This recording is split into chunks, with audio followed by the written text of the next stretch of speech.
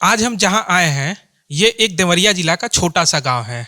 इस गांव में एक इंटरनेशनल कवि रहते हैं जो हास्य में मशहूर हैं। आज हम उन्हीं से मिलने आए हैं जिनका नाम तो लोग बादशाह प्रेमी के नाम से जानते हैं, लेकिन असल नाम कोई नहीं जानता है। तो आज हम इन्हीं की ज़बानी इनका असल नाम भी जानेंगे, असल नाम से बादशाह प्रेमी नाम कैसे पड़ा ये भी जानेंगे, इनकी जर्नी कैसी रही है ये भी जानेंगे। आइए मिलते हैं बादशाह प्रेमी जी से। सर, आपका हमारे चैनल में बहुत बहुत स्वागत है। धन्यवाद, आपको बहुत धन्यवाद। सर, हम ये पूछना चाह रहे हैं, आपकी मतलब बचपन से लेके और बादशाह प्रेमी बनने तक की जर्नी क्या रही है? नाम पहले आपका क्या था सर? देखिए, नाम तो माँ बाप जो रखे, हम लोग दो भाई हैं, ब्रह्मा विष्णु। हमारे बड़े भैया का नाम ब्रह्मापत तिवारी, हमारा विष्णुदत्त तिवारी नाम। लेकिन स्वभाव बस बचपन में लोग हमको बादशाह बादशाह लगे कहने की। और एक हमारे मित्र हैं, बगल के बाबू साहब हैं, बादशाह सिंह, खैराट के हैं। तो उन लोगों का यहाँ आना जाना होता था और बहुत अच्छे वादक हैं वो, नाल वाल बहुत टाप बजाते हैं वो। तो उनके माध्यम से जो है लगे लोग बादशाह करने, बादशाह बादशाह दो लोग हो गए, बादशाह एक वहाँ के हो गए बाबू साहब, एक हम हो गए यहाँ से पंडित जी। अब प्रेमी नाम समझिए कि हमारे एक बड़े कहा जाए कि बहुत बुजुर्ग और बहुत अच्छे साहित्यकार रहे, परमहंस शुक्ल जी मठिया रत्ती के। तो आकाशवाणी में भी वो रहते थे उसमें, और बहुत अच्छे कवि भी थे। संयोग बस एक कार्यक्रम उन्हीं के हो रहा था, तो उसमें हम भी चले गए थे। तो वो बातों में ऐसे देखे हमको, या बातचीत करना, या लोगों के जो अतिथि थे उनके वहाँ जनेऊ था लड़के का, तो उसमें कुछ टाल मटोल कर रहे थे। बिना परिचित के आदमी कोई अगर जाके कुछ और करता है सेवा टहल, तो आदमी अनायास उसके ऊपर आकृष्ट होगा। वो देखे तो कहे कि ये लड़का कहाँ का है यार, हम पहचान नहीं रहे हैं। और तभी से देख रहे हैं ये लोगों को खिलाना पिलाना बिल्कुल नहीं पहचाने। तो मधुर जी जो है, वीरेंद्र तिवारी मधुर, वो बताए कि ये हमारे बहन है सकतुआ में, उन्हीं गांव के हैं, बड़े अच्छे कवि, हास्य व्यंग के बड़े अच्छे कवि हैं। तो कहे कि यार कुछ क्या नाम है इनका? तो बादशाह तिवारी, नहीं यार बादशाह खाली खाली लग रहा है, इसका नाम प्रेमी होना चाहिए। तो बादशाह प्रेमी लिखवा दिए। और हालांकि बहुत दिन तक हमको, सालों तक हमको अटपटा लगा, बादशाह प्रेमी कहना हमको मतलब अच्छा नहीं लग रहा था। लेकिन अब यही चूँकि अब कई बार गोष्ठियों में होने लगा बादशाह प्रेमी, कई बार पेपर में आया।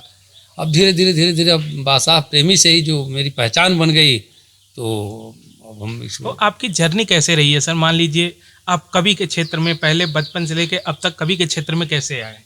देखिए, हमको तो ये भी ठीक से याद नहीं है कि हम कब से कविता लिखने लग गए। लेकिन इतना तो ठीक से याद है कि 1975 में पहली एक कविता हम लिख करके, और हमारे बाबूजी को चूँकि बड़े चिड़चिड़े दिमाग के आदमी, बड़े तेज प्रवृत्ति के व्यक्ति थे हमारे पिताजी, तो उनको चिढ़ाने के निमित्त कुछ तुकबंदी करके हम कह दिया करते थे। तो ये मतलब हाँ। ये था सर अपने पिताजी से आपकी जो भी नोकझोंक हुई है, थोड़ा उसको डिटेल में बताइए।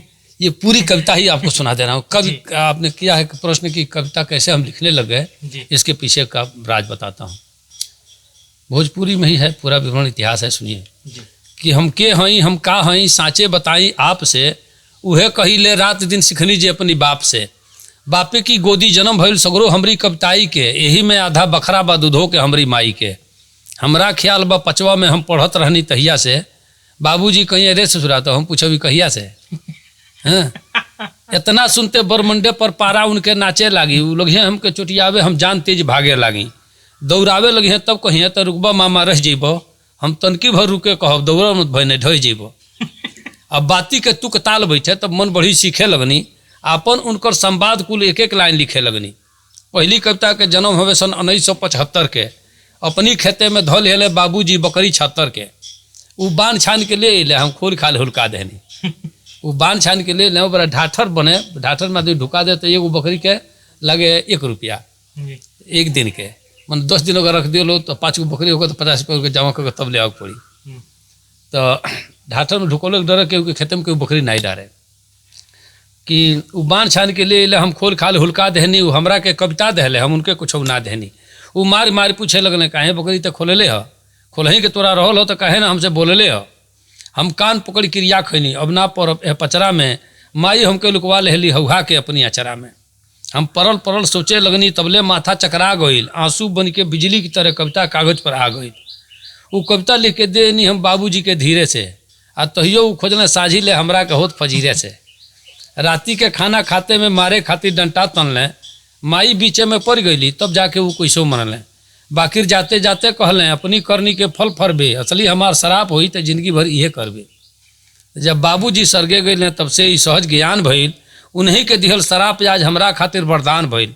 हम प्रेमी उनकी चरणन में अब श्रद्धा सुमन चढ़ाई ले, कविता कहले से पहले हम बाबूजी के गोहराई ले। ये मेरी बहुत खूब सर।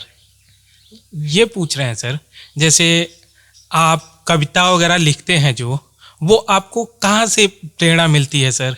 ये प्रेरणा तो वही कुछ प्रेरणा कहा जाए कि ये प्रकृति प्रदत्त है, इसमें किसी की प्रेरणा की आवश्यकता नहीं है, किसी के गुरु और इस चीज़ का कुछ इसमें बहुत महत्व नहीं है, जहाँ तक हमारा मानना है। क्योंकि हमारे इलाके में समझिए कोई 10-15-20 किलोमीटर के एरिया में कोई कवि नहीं था।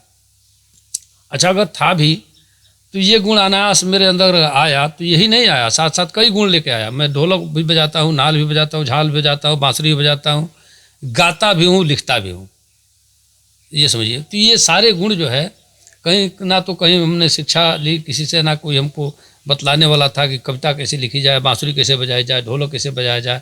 ये अनायास जो है प्रकृति हमको हमारी झोली में डाल दी, और ये सरस्वती की कृपा कहेंगे, ईश्वर की कृपा कहेंगे, प्रकृति का स्नेह कहेंगे, जो हमारी झोली में ये कुछ पड़ा।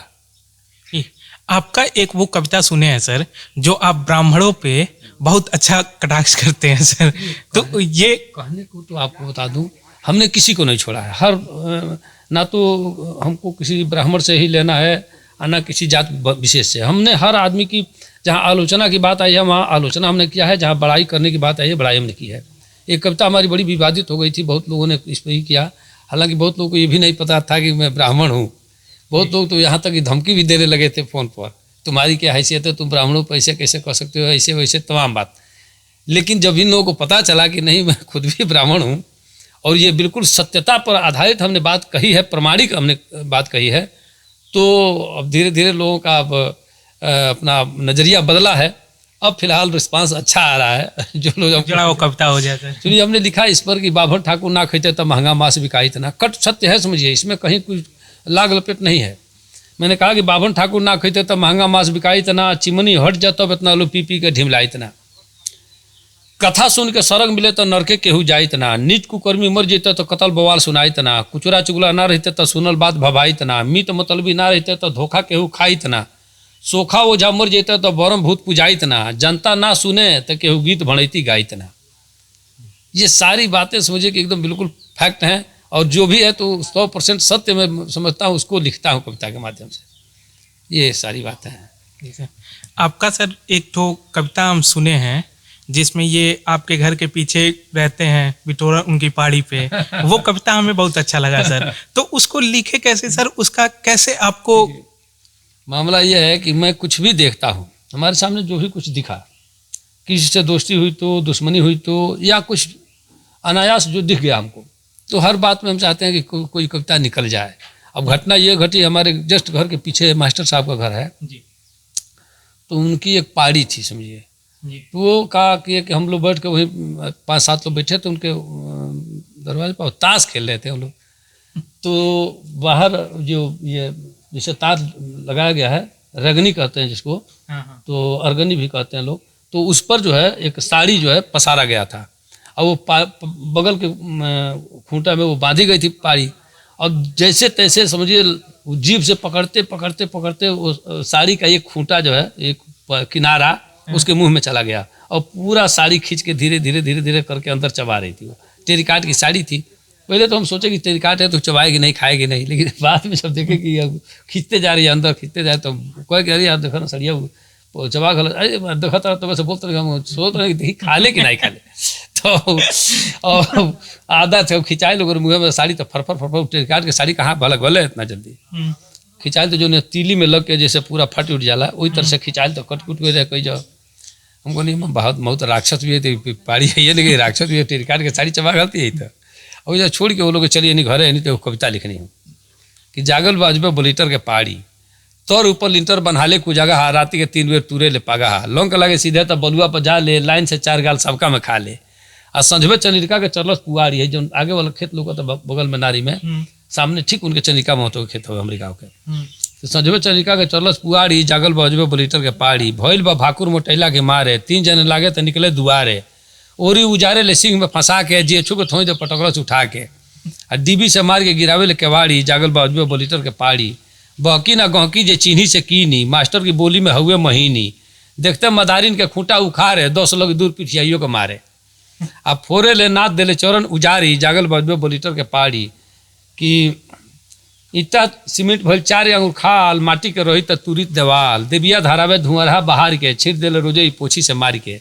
रेगनी से घींच के चबा देले साड़ी जागल बजबे बोलीटर के पहाड़ी कि हाय सुख चौरे ले बीचे में ढूक के आओ आओ कहला पर ओइके ले रुक के आदमी के चाल पर के भीतरे गमा ले ऊख रहर मकई में दिन हो छापा ले हाँ तो भाई बाटे सचहु शिकारी जागल बजबे बोलीटर के पहाड़ी जटुआ चरावे ला पगहा पकड़ के खेता के देखे ला पेड़े पर चढ़ के चूहे ला लार जौने खेती की कगरी होके सुहाय निकिया देले सगरी अब पैसे ले मुंह पर उठा के हाड़ी जागल बजबे बोलीटर के पहाड़ी ये तो पूरा होकर विस्तार से सारा वर्णन को दे रही। सर लास्ट में हम आपसे बस यही कहना चाहेंगे, एक आपकी कविता है बसवाड़ी में घर, जो आप अपना इंट्रोडक्शन खुद दिए हैं, तो वो एक लास्ट हो जाए सर। ये देखिए ये तो अब परिचय के क्रम में हमारी कविता है वो, और सामने अब जो परिदृश्य आपको दिख रहा है सामने है ये है साक्षात अब प्रत्यक्षम किम प्रमाणम, सामने यही सब लेकर के हमने लिखा कि बाभन के जाते हैं बानी बेकार आपो सब जान नहीं परिचय हमार, गांव हो सकतुआ सकतुई डा खाना, जिला देवरिया तरकुलवा थाना,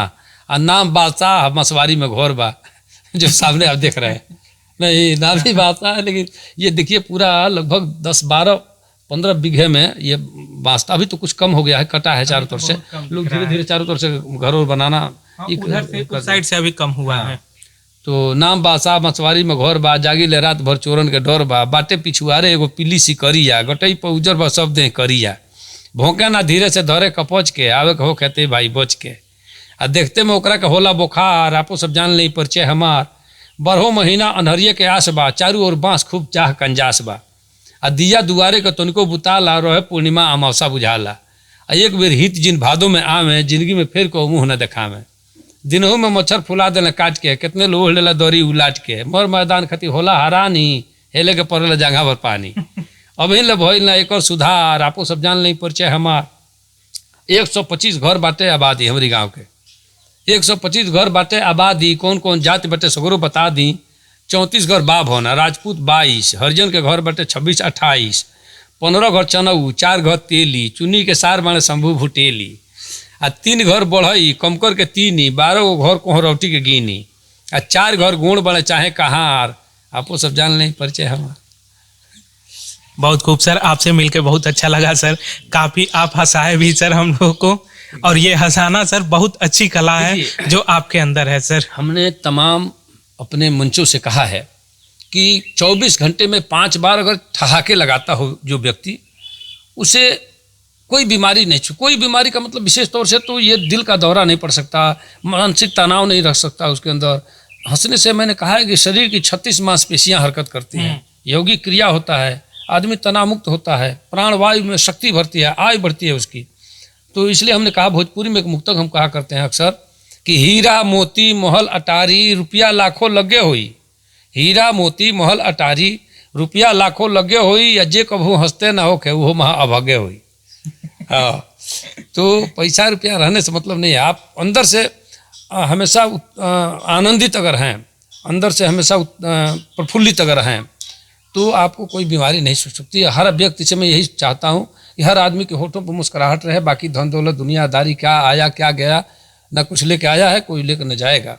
मैंने कहा है कि हंसना ही जीवन का सुख है, वर्तमान में प्राण हंसी है, दुश्मन नहीं दुश्मनी मारे ऐसी अनुसंधान हंसी है, मन दिमाग में ऊर्जा भर दे जड़ चेतन की जान हंसी है, लोभी कपटी धूर्त मूर्ख की करवाती पहचान हंसी है, और समरसता का बीज मंत्र यह सहज सरल आसान हंसी है, प्राण वायु की आयु बढ़ाए 100 में सत्य विज्ञान हंसी है।